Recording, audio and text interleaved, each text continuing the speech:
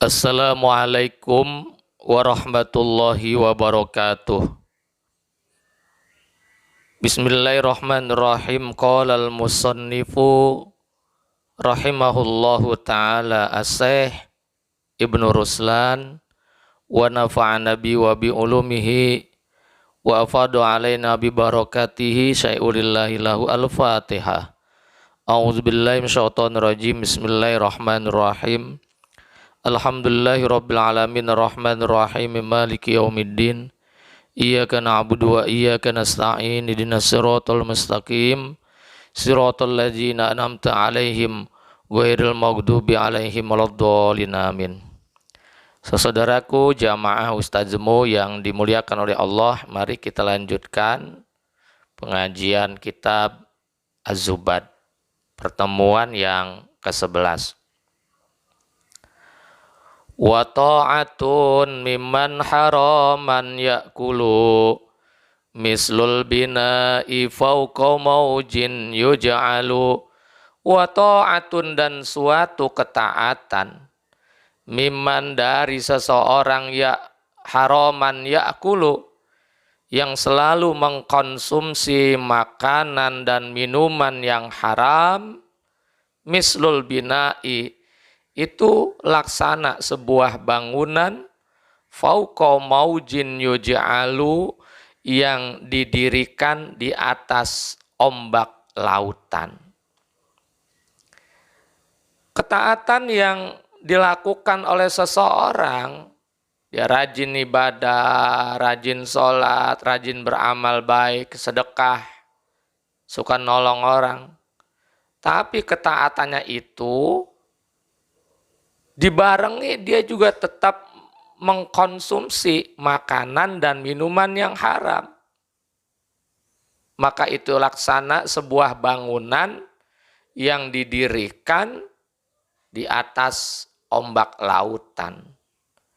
Bagaimana tuh kalau kita bangun rumah di atas ombak lautan yang gak jadi, sia-sia. Tidak ada gunanya melakukan perbuatan sia-sia. Ini umpama orang rajin ibadah,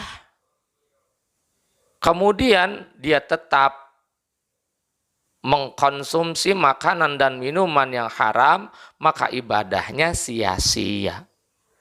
Sedekah dari hasil mencuri, sedekah dari hasil korupsi, ya sia-sia sedekahnya, enggak diterima oleh Allah Subhanahu wa ta'ala.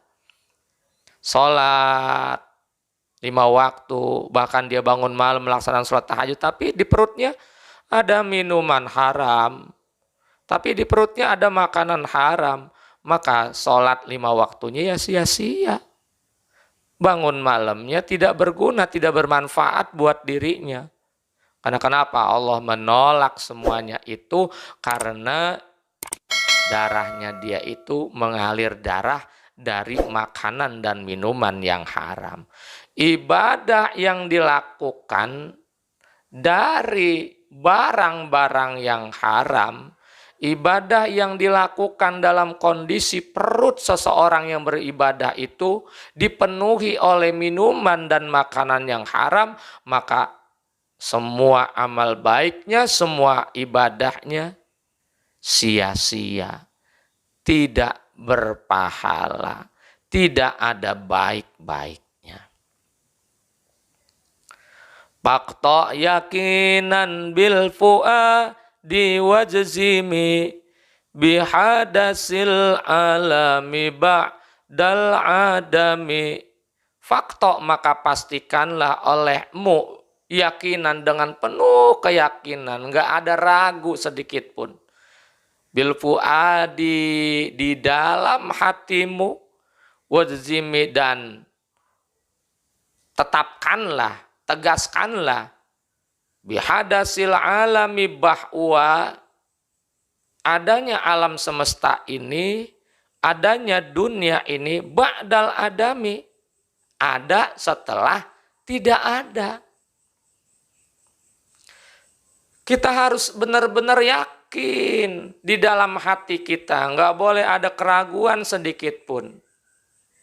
bahwa dunia ini, alam semesta beserta isinya, langit, bumi, manusia, jin, tumbuhan, hewan, gunung, hutan, laut, sungai, semuanya yang ada di dunia ini, baik yang ada di langit maupun ada di bumi ini,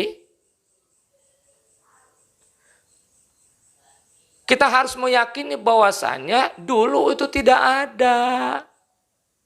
Kemudian ada yang mengadakan, ada yang menciptakan. Karena dulunya tidak ada, kemudian ada yang menciptakan, ada yang mewujudkan, maka alam semesta ini, dunia ini adalah makhluk, bukan Tuhan. Karena alam semesta atau dunia dengan seisinya ini dulu nggak ada. Kemudian Tuhan adakan, Allah ciptakan, maka adalah alam semesta ini, adalah dunia ini. Maka dunia ini, alam semesta ini, beserta isinya adalah makhluk ciptaan Tuhan, dibuat oleh Allah Subhanahu wa ta'ala. Ahdasahu lalihtiyajihil ilah walau arada tarkahu lama betadah. Ahdasahu, alam ini diciptakan, alam ini diadakan, dibuat. Lalihtiyajil ilah, bukan karena Tuhan butuh kepada alam ini. Dunia ini diciptakan oleh Allah, bukan berarti Allah butuh kepada dunia, bukan. Walau aroda tarkahu lama betadah, walau aroda, seandainya Allah berkehendak tarkahu, meninggalkan alam dunia ini, alam semesta ini, lama betadah, tentunya Allah tidak akan menciptakannya. Adanya alam semesta ini, adanya dunia ini bukan karena Allah butuh dunia, butuh alam semesta. Bukan karena Allah butuh langit, bukan karena Allah butuh bumi. Bukan karena Allah kemudian butuh kepada manusia, butuh kepada jin, dan butuh kepada yang lain-lainnya. Bukan. Ini adalah semata-mata kehendak Allah Subhanahu wa ta'ala, iradah Allah. Emang Allah lagi pengen nyiptain dunia. Emang Allah lagi pengen membuat alam semesta ini. Seandainya Allah tidak berkehendak menciptakan dunia, ya tentunya Allah juga tidak akan menciptakan dunia ini. Jadi adanya dunia ini merupakan iradat atau kehendak dari Allah Subhanahu wa ta'ala, bukan karena Allah butuh kepadanya. Fahuwa lima yuriduhu fa'alu walaysa fil khalqi lahu misalu. Fahuwa, maka adapun Allah Subhanahu wa ta'ala, lima yuridu, terhadap segala sesuatu yang dia kehendaki, fa'alu, Allah itu maha berbuat. Kalau Allah memang berkehendak, maka Allah akan melakukan. Kalau Allah tidak berkehendak, maka Allah tidak akan pernah melakukannya. Kalau Allah pingin, maka kun fayakun. Innama amruhu idza arada say'an ayyakula lahu kun fayakun. Kalau Allah berkehendak, kalau Allah pengen menciptakan sesuatu, mengadakan sesuatu, ya cukup dengan kun fayakun. Walaisa fil khalqi lahu misalu, walaisa, dan tidak ada sama sekali fil khalqi, di kalangan para makhluk, di kalangan para ciptaan Allah Subhanahu wa ta'ala, lahu misalu, yang menyerupai Allah, yang sama dengan Allah. Manusia diciptakan oleh Allah, maka Allah tidak sama dengan manusia. Allah tidak sama dengan matahari, Allah berbeda dengan bulan, langit, bumi yang ciptain Allah. Maka langit dan bumi tidak sama dengan Allah. Tidak ada satu makhluk pun yang sama, yang menyerupai Allah Subhanahu wa ta'ala. Baik serupa zatnya, sama sifatnya, serupa perbuatannya. Nggak ada yang sama. Laisa kamislihi say'un fil ardi wala fis sama wa huwas sami'ul basir. Nggak ada yang sama Allah Subhanahu wa ta'ala. Karena kenapa? Allah itu berbeda dengan para makhluk-makhluknya.